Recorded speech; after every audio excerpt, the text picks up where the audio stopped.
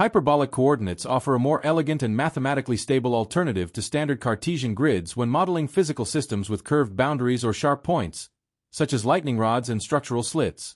While Cartesian systems require complex, fragmented equations that create numerical errors and break the continuity of calculus at a boundary's edge, hyperbolic frameworks bake the geometry directly into the mathematical system itself.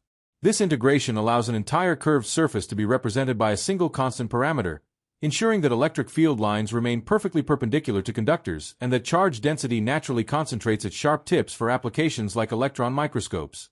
Furthermore, this approach enables a single continuous loop to sweep across both the top and bottom faces of a physical boundary without encountering abrupt mathematical breaks or cliffs. By maintaining smooth transitions throughout the entire space, hyperbolic coordinate systems provide a unified and efficient way to evaluate complex behaviors like electromagnetic fields, wave diffraction, and structural stress.